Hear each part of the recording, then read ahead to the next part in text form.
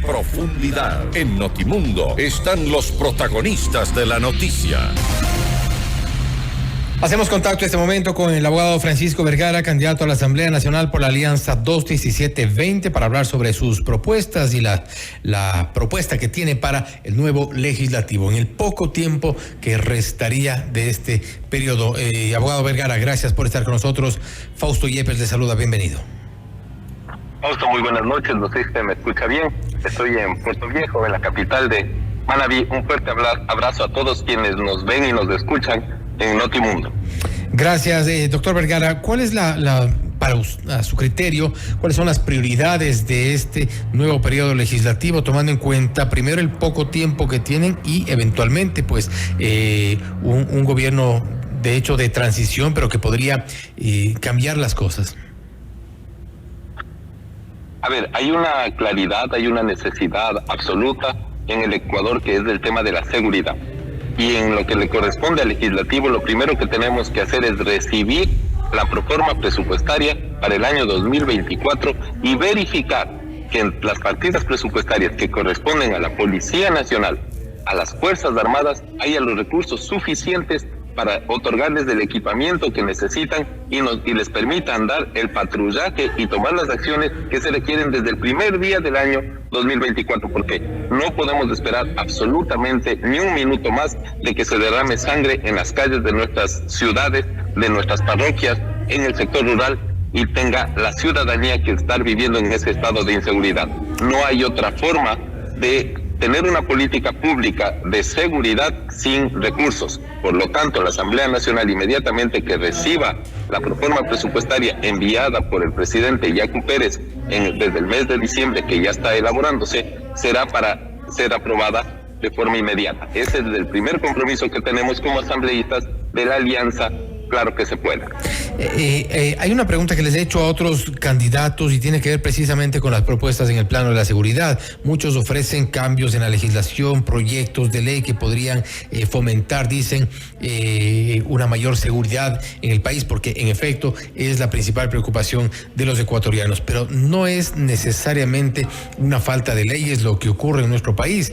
Hay normas, hay leyes, hay un Código Orgánico Integral Penal, pero hay jueces corruptos. Sí, estamos atravesados, Fausto, por 3 niveles del tema de inseguridad. Recordemos que Yacu Pérez es el único candidato a la presidencia de la República que tiene formación, un masterado en Derecho Penal y Criminología. Es el único que puede entender de manera integral la conformación del tipo penal. Dicho esto, aparte del presupuesto, aparte de dar los recursos necesarios para la policía y el ejército ecuatoriano, hay un hecho generador del delito, que es la pobreza. Si no atacamos el hecho generador, que es la pobreza, generando empleo, no va a haber una solución de largo aliento. Dicho esto, lo que se tiene que hacer más de una reforma al Código Orgánico Integral Penal para hacer eficiente la función judicial, es importante tener una ley que nos permita promover el desarrollo de la micro, de la pequeña y de la mediana empresa, de la pequeña y mediana industria, porque es la que genera el 70% del empleo pleno en el Ecuador.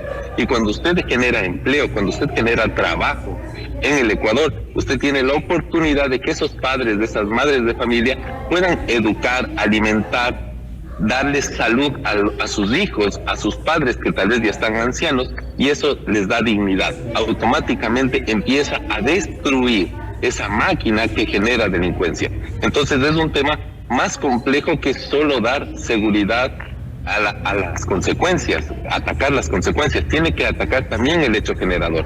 Y para que la industria pueda tener, solo si me deja terminar la idea, para la industria, para que pueda, y el sector productivo, para que pueda tener esa oportunidad de tener un ecosistema favorable, se necesitan tasas de interés adecuadas, porque eso lo vivo yo mismo soy el presidente de la Cámara de la Pequeña Industria, soy presidente de Capeipi en la provincia de Pichincha, y lo vivimos cada día. Nosotros pagamos casi el doble de la tasa de interés de lo que paga un cliente corporativo, porque somos pequeños, porque dice que presentamos más riesgos, pero hay que dar productos financieros que nos permitan tener tasas de máximo un dígito, y con eso tener a largo plazo la posibilidad de cambiar nuestra maquinaria, la posibilidad de dar empleo. Y otro tema que es fundamental dentro de nuestros objetivos es el recurso humano, porque aparte de lo que se genera, usted puede producir camisas, puede producir zapatos, puede producir alimentos. Lo que más produce la pequeña industria es, la industria manufacturera, es empleo, es trabajo. Y entonces ahí es que estamos cerrando el círculo y estamos rodeando a la inseguridad. Y sí quiero referirme, por ejemplo, usted se refirió a la crisis de la función judicial a propósito de la situación de los jueces y todo este problema de inseguridad, que son dos de los ejes que deberían ser atacados por cualquiera de los candidatos que llegue a ser presidente de la República y seguramente por los asambleístas que lleguen al nuevo legislativo.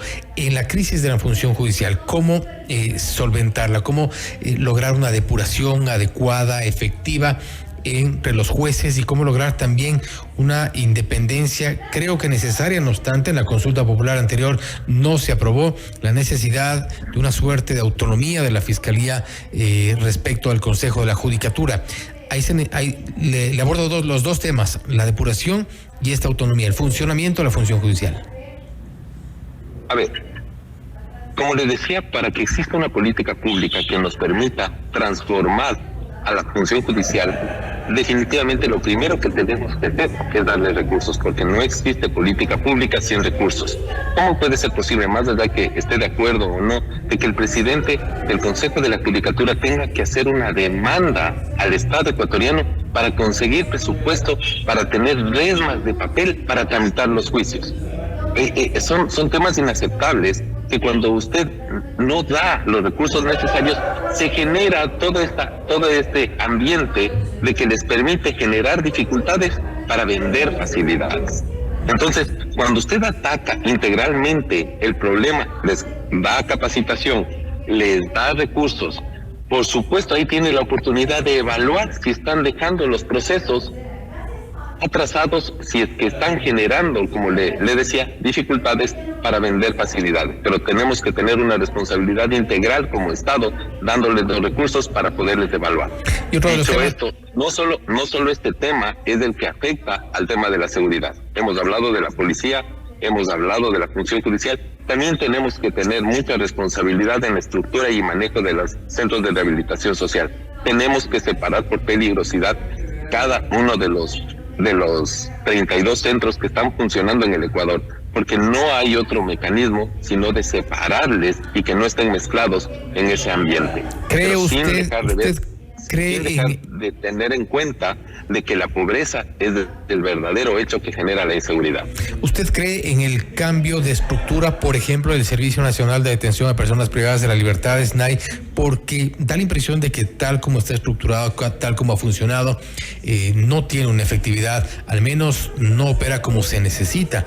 Los problemas en las cárceles continúan, la entrada de droga, de armas, de todo calibre a los centros penitenciarios continúa, ha sido prácticamente incontrolable esta situación.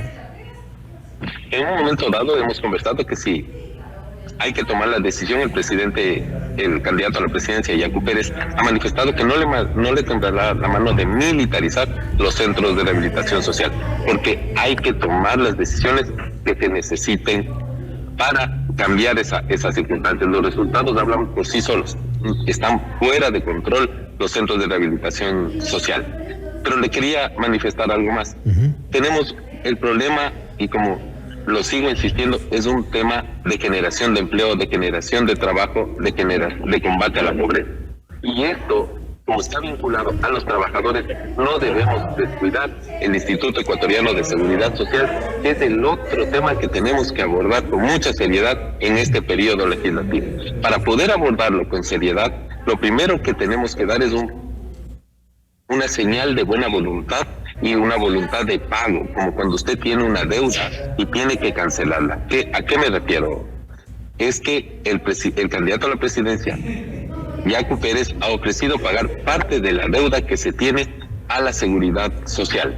No estamos de acuerdo con el informe que ha presentado la comisión conformada por el presidente Lasso, en el que se propone o aumentar los años de aportación o aumentar el porcentaje de aportación o reducir los beneficios que actualmente nos otorgan. Parece que no se entiende que no hay regresividad en los derechos, parece que no se entiende de que no hay retroactividad en las normas. Nuestra obligación es fortalecer a la seguridad social, pero mucha gente se pregunta cómo hacerlo, porque está claro de que no hay recursos en el erario nacional. ¿Y usted conoce de cerca el funcionamiento del IES? ¿Usted cree que es viable, es sostenible en el tiempo? Por supuesto, a pesar de que ha habido un cambio en la estructura demográfica del Ecuador, porque estábamos calculando los últimos estudios actuariales que se los había hecho, era con 8 aportaciones por cada beneficiario. Dicho esto, tenemos que hacer un análisis muy serio y muy sesudo de la sostenibilidad de la seguridad social. Pero lo primero que tenemos que hacer es, como le he dicho, pagar la deuda que se tiene el Estado con la seguridad social. Por esto se va a entregar en dación en pago el Banco del Pacífico, que está valorado en $980 millones y en el año 2022 cerró con unas utilidades de $100 millones. Entonces, ¿qué es lo que estamos diciendo?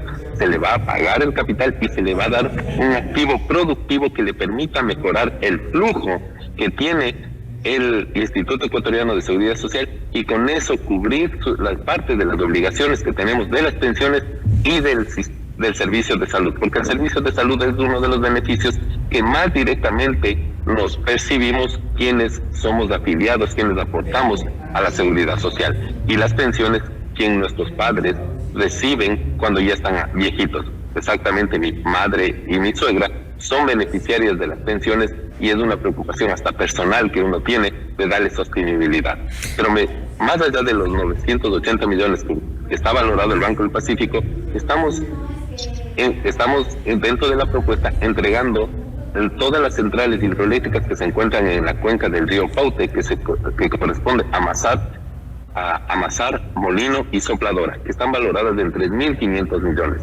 Con eso logramos llegar a la cifra de 4.570 millones de dólares, que corresponde a la deuda histórica que tiene por más de 20 años el Ministerio de Finanzas con la seguridad social. Pero ¿se imagina usted lo que sería el Seguro Social manejando hidroeléctricas, manejando todo este sector estratégico, cuando ha demostrado que es un muy mal administrador de otros negocios que no tienen que ver con su línea?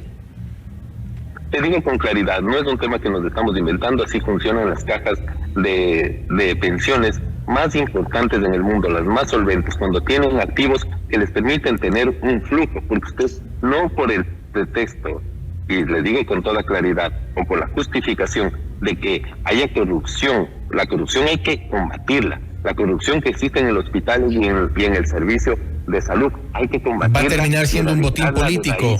Pero eso no otra vez un botín político. Eso no significa que vamos a dejar de pagar la deuda. Eso es impensable. Eso es impensable. Lo que corresponde, y eso con toda claridad, el personal técnico que está trabajando dentro y hace funcionar a esas centrales, está garantizada su estabilidad laboral. Está garantizado que ellos seguirán manejando. Lo que necesitamos es que los flujos y estos bienes productivos pasen a ser propiedad de las instituciones que nos garantizan la salud, que nos garantizan las pensiones cuando estemos viejitos, y no es la alternativa, como se está pretendiendo hacer aparecer a la seguridad social como una gallina enferma, como una gallina con mal, para poderla privatizar, porque eso sí no estamos de acuerdo. Y seguramente seguirá siendo un botín político. Abogado Vergara, nuevamente, gracias por haber estado con nosotros. Un abrazo, me he sentido muy cómodo y un fuerte abrazo y saludo para todos. Gracias también. Ha sido el abogado Francisco Vergara, candidato a la Asamblea Nacional por la Alianza 21720, hablando sobre sus principales propuestas enfocadas principalmente en los temas de seguridad. Sugiere cambios en el Código Orgánico Integral Penal, también la creación de empleo y por otro lado también cambios en la seguridad social, principalmente el pago de la deuda del Estado con el Seguro Social, un tema que seguramente tampoco es muy popular para los gobiernos. Esto es Notimundo Estelar, siempre bien informados.